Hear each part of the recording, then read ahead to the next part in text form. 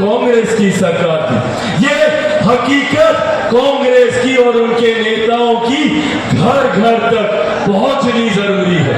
याद करें उस आपातकाल का वो दौर, जितने बुजुर्ग यहाँ पर मौजूद हैं, किस तरीके से युवाओं को, जिसमें अधिकांश अनुसूचित जाति जनजाति से आने वाले युवा थे, गरीब वर्ग से आने वाले युवा थे, पिछड़ा वर्ग से आने वाले युवा थे, अल्पसंख्यक समाज से आने वाले युवा थे, किस तरीके से जबरन उन्हें पकड़कर उनकी नसबंदी कराई जाती थी, किस तरीके से उनके ऊपर अत्याचार किया जाता था। ये था वो आपातकाल का काला दौर, जिसकी यातनाएं आज हर उस नेता ने झेली है जो इस विपक्षी गठबंधन का समर्थन करने का काम करता है। ये है सत्ता की लालच, ये है सत्ता का सुख, जिसके लिए ये तमाम नेता अपने सिद्धांतों को भूलकर कांग्रेस का नेतृत्व स्वीकार करने की मंशा रखते हैं, ताकि ये अपनी महत्वाकांक्षाओं को पूरा कर सके। और जब बिहार आते हैं तो ये तमाम नेता कांग्रेस के नेताओं का स्वागत करते हैं। बताए तेजस्वी जी कि क्या आप राहुल जी से आपके पिता के साथ हुए अत्याचारों के लिए माफी मांगने को कहेंगे? क्या आप राहुल जी से पूछेंगे कि क्यों इतने लंबे समय तक पिछड़े वर्ग से आने वाले लोगों के साथ अन्याय करने का काम किया? मंडल कमीशन की रिपोर्ट 10 साल तक इंदिरा जी के पास और उसके बाद राजीव गांधी जी के पास ठंडे बस्ते में पड़ी रही। 79 में मंडल कमीशन की रिपोर्ट आई थी, पर मंडल कमीशन की उस रिपोर्ट को लागू करने का काम किया गया तो वो वीपी सिंह जी की सरकार में था, जिसमें भाजपा समर्थन कर रही थी। और मेरे नेता, मेरे पिता आदरणीय रामविलास पासवान जी उस सरकार में श्रम एवं कल्याण मंत्री होने की हैसियत से उन्होंने इस मंडल कमीशन की रिपोर्ट को लागू करने का काम किया। पूछेंगे सवाल तमाम विपक्ष के नेता जो आज इस तथाकथित इंडिया अलायंस का समर्थन करते हैं कि क्यों इन लोगों ने मुसलमानों के साथ अत्याचार करने का काम किया। आज मेरे कई मुसलमान भाई पटना में धरना दे रहे हैं वक्त के खिलाफ कि जो संशोधन हुए, जबकि जो संशोधन किए गए वो गरीब मुसलमानों को उनका हक दिलाने के लिए किए गए, जिसका समर्थन राजद तेजस्वी यादव करते। तो पूछे तेजस्वी जी से कि भैया जब तुर्कमान गेट दिल्ली में आपातकाल के दौरान खाली कराया गया, जिसमें हजारों लाखों की संख्या में मुसलमानों को विस्थापित कर दिल्ली के बाहर सड़क पर गाजियाबाद के पास फेंक दिया गया, क्या उसके लिए राहुल गांधी जी से राजद के नेता माफी मांगने को कहेंगे? साथियों, हकीकत है ये जितने दल हैं ये सिर्फ और सिर्फ सत्ता की लालच में एक दूसरे के साथ है। इन लोगों को सिर्फ सत्ता हासिल कर अपने घर परिवार को चमकाना है। आज नेता प्रतिपक्ष तेजस्वी यादव बोलते हैं कि भैया हमको 20 महीने का समय दे दीजिए, हम 20 साल जितना काम करेंगे। भैया अगर आपको 20 महीने का समय दे दिया तो क्या उन 20 महीनों में आप उन गरीबों की जमीन भी वापस लौटाएंगे जो नौकरी के बदले आपने लेने का काम किया?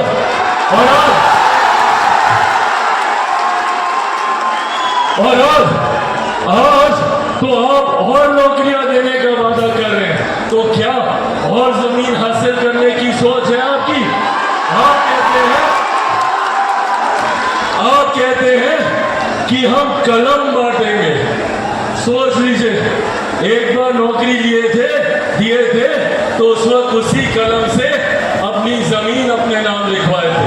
अब एक बार फिर कलम बांटेंगे, तो सोचिए इस बार क्या क्या अपने नाम लिखवाएंगे। इसीलिए साथियों, आज आप लोगों से यह आग्रह करने आए, जरूरी है एक ऐसी सोच के साथ जुड़े रहना जो सही मायनों में विकास की बात करती है, जो जात पात धर्म मजहब से उठकर 14 करोड़ बिहार वासियों की बात करती हो, बिहार को विकसित बनाने की बात करती हो। आज जब चिराग पासवान वापस बिहार लौटना चाहता है तो कईयों को तकलीफ होती है, कईयों की चिंता होती है, क्योंकि ये वही लोग हैं जिन्होंने 90 के दशक में लाखों बिहारियों को पलायन करने पे मजबूर किया, और आज जब वो बिहारी वापस अपने राज्य आना चाहते हैं तो इन विपक्षी नेताओं को तकलीफ होती है। आज पुनः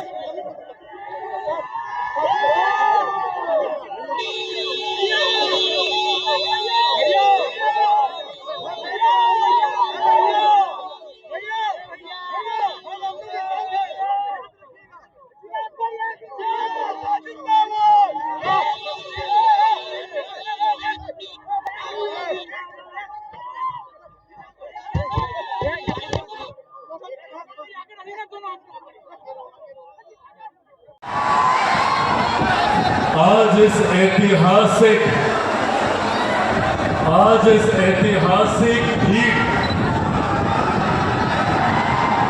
और भीड़ के उत्साह को देखकर एक बात तो तय है, एक बात तो स्पष्ट है कि अब वो दिन दूर नहीं जब मेरा बिहार फर्स्ट बनेगा और बिहारी फर्स्ट बनेगा।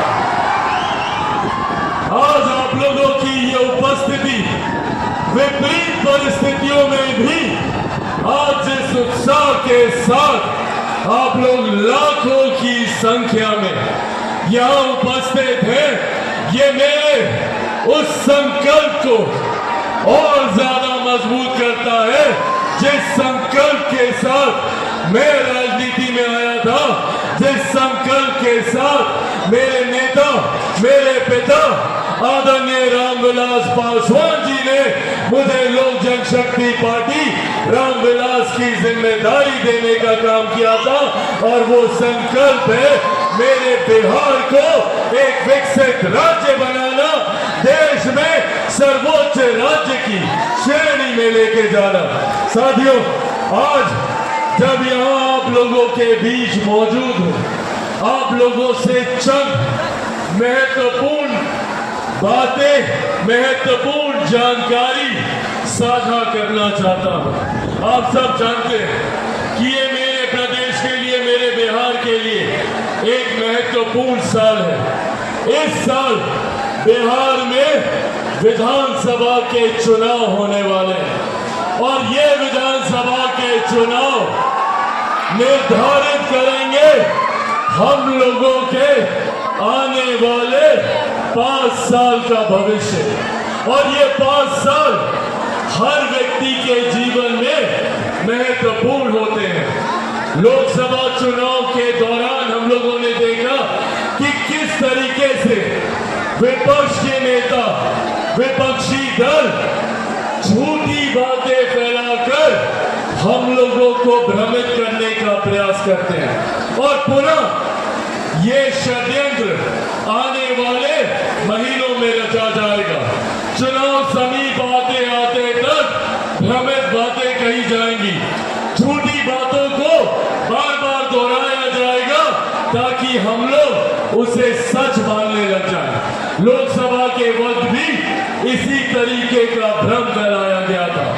आज जब हम लोग इस बहुजन भीड़ संगम में हम लोग मौजूद हैं, तो आज मैं मेरे नेता के नेता, जिन्होंने देश का मार्गदर्शन करने का काम किया, जिन्होंने देश को संविधान देकर एक व्यवस्थित व्यवस्था के साथ देश कैसे सुचारू रूप से आगे चले इसकी व्यवस्था करने का कार्य किया।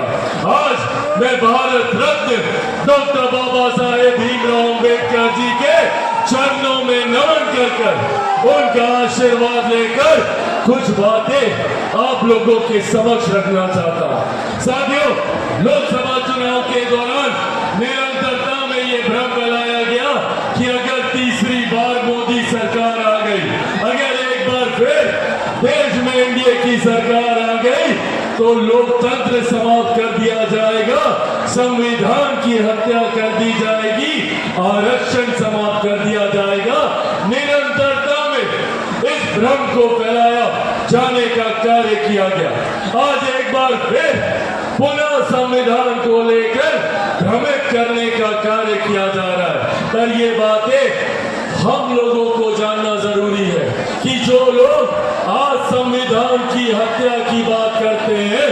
सही मायनों में अगर देश में किसी एक कालखंड में अगर संविधान की हत्या की गई थी तो वो 1975 में आपातकाल लगाकर सही मायनों में संविधान की हत्या करने का काम कांग्रेस, उनके नेता और उस वक्त की प्रधानमंत्री इंदिरा देवी जी के द्वारा की गई थी।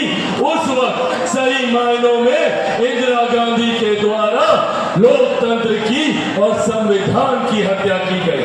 उस वक्त का दौर और जितने लोग आज इस तथाकथित इंडिया अलायंस का समर्थन करते हैं, पूछने की जरूरत है इन लोगों से कि क्या आपातकाल के ये लोग भुक्तभोगी नहीं है। पूछिए राजद के नेताओं से जो आज कांग्रेस की सरकार का समर्थन करते नहीं थकते। पूछिए इनसे कि भैया आपातकाल के वक्त क्या ये जेल नहीं गए थे? क्या राजद के वरिष्ठ नेता ये लोग जेल नहीं गए थे? आज नेता प्रतिपक्ष बिहार में सवाल करते हैं हम लोगों की केंद्र की सरकार से, संविधान को लेकर, लोकतंत्र को लेकर।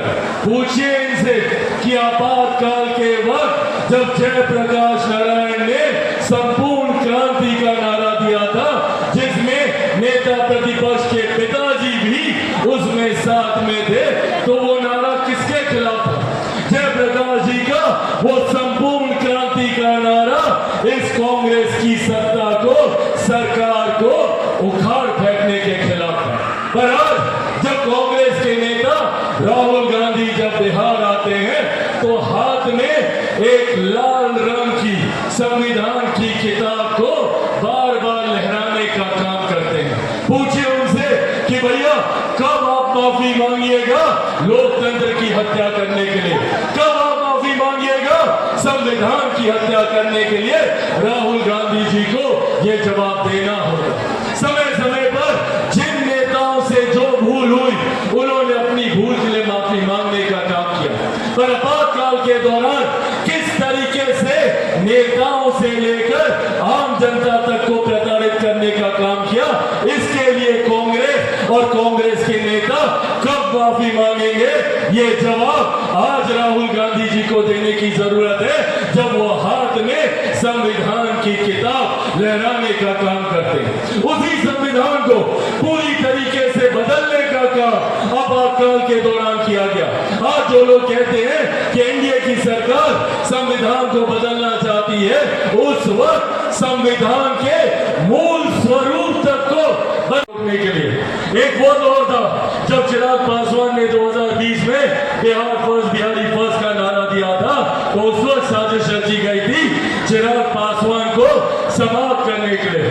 घर, पार्टी, परिवार सब कुर्बाने का काम किया और आज पुनः वही साजिश रची जा रही है, क्योंकि चिराग पासवान ये चाहता है कि अपने राज्य वापस आए, अपने परिवार के पास वापस आए और यही रहकर आप लोगों के साथ मिलकर बिहार को फर्स्ट और बिहारियों को फर्स्ट बनाए। तो आज ये तमाम पुनः सब लोग एकजुट हो गए हैं चिराग पासवान को रोकने के लिए। क्यों इतना डरते हैं ये लोग चिराग पासवान से? क्यों इतनी तकलीफ है चिराग पासवान के आने से? क्यों? क्योंकि चिराग पासवान बिहारियों की बात करता है, महिलाओं की बात करता है, बुजुर्गों की बात करता है, युवाओं की बात करता है, किसानों की बात करता है, मजदूरों की बात करता है, 14 करोड़ बिहारियों की बात करता है। इसीलिए ये लोग डरते हैं चिराग पासवान के आगे।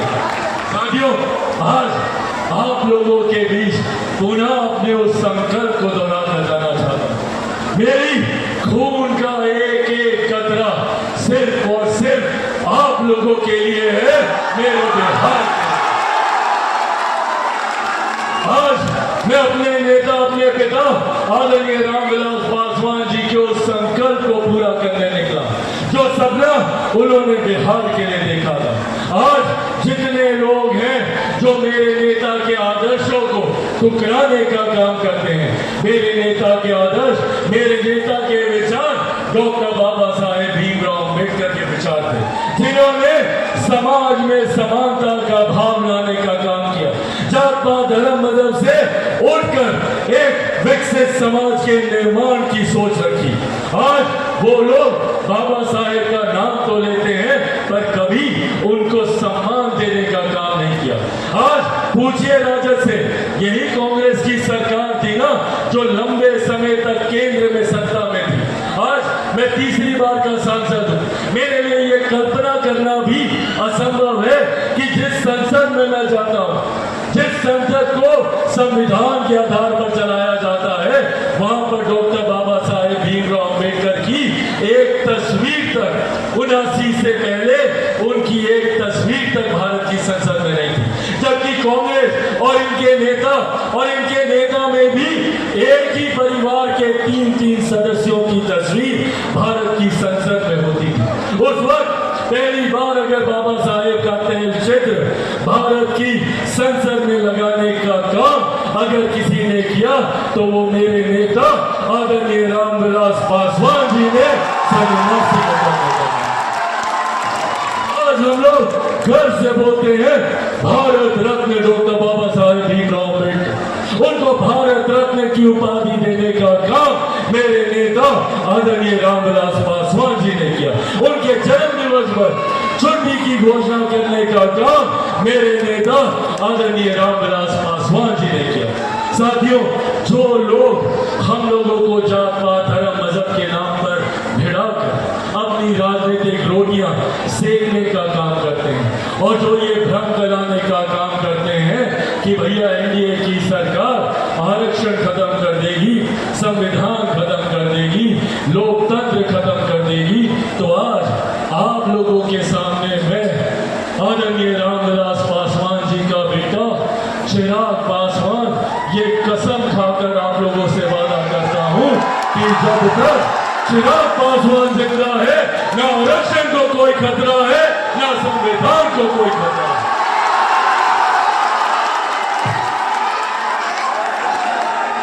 खतरा है तो सिर्फ असामाजिक ताकतों को, उनको खतरा है तो आपराधिक सोच वाले लोगों को, जो लोग अपनी महत्वाकांक्षाओं को पूरा करने के लिए, अपने घर को आगे बढ़ाने के लिए, अपने परिवार को आगे बढ़ाने की सोच रखते हैं।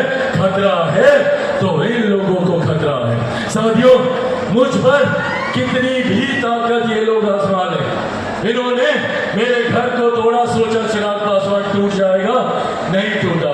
मेरे परिवार को तोड़ा, सोचा चिराग पासवान टूट जाएगा, नहीं टूटा। मेरी पार्टी को तोड़ा, सोचा चिराग पासवान टूट जाएगा, नहीं टूटा। क्योंकि जो लोग ये सोचते हैं कि इन बातों से चिराग पासवान टूट जाएगा, वो लोग भूल जाते हैं कि चिराग पासवान एक शेर का बेटा है, रामविलास पासवान का बेटा है। ना टूटने वाला हूं, ना झुकने वाला हूं, और डरता तो भैया मैं किसी से नहीं।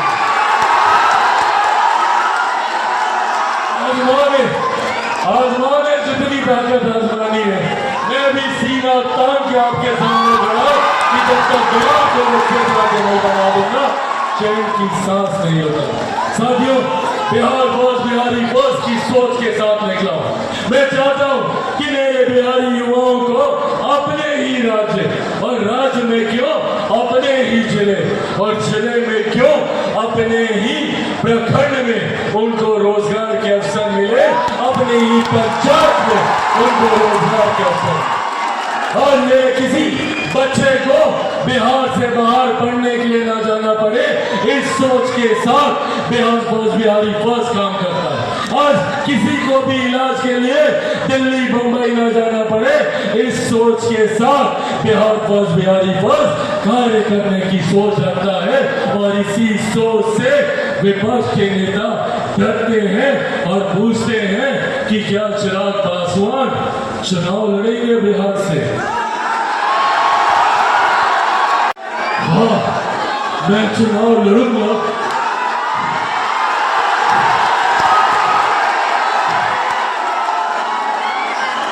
मैं चुनाव लड़ूंगा, पर मैं बिहार से चुनाव नहीं लड़ूंगा, मैं बिहार के लिए चुनाव लड़ूंगा, बिहारियों के लिए चुनाव लड़ूंगा। और चिराग पासवान 243 सीटों पे हर जगह चिराग पासवान बनकर बिहार फर्स्ट, बिहारी फर्स्ट की सोच को मजबूत करने के लिए चुनाव लड़ने का काम करें। जहां पे भी गठबंधन के साथी होंगे, चिराग पासवान उस गठबंधन के साथी में भी खुद को चिराग पासवान बनाकर वहां से चुनाव लड़ेगा, ताकि आने वाले दिनों में हम लोग सही मायनों में बिहार को फर्स्ट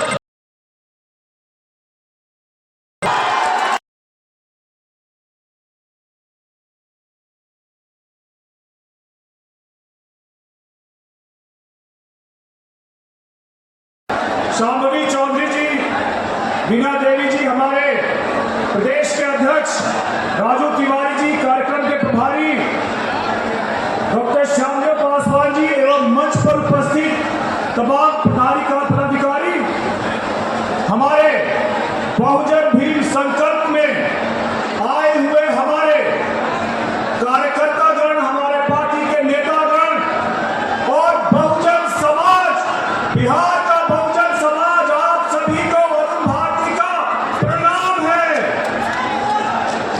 साथियों, आज से कुछ हफ्ते पहले, मैं आपका ज्यादा समय नहीं लूंगा क्योंकि आप अपने नेता को सुनना चाहते हैं, लेकिन आज से कुछ हफ्ते पहले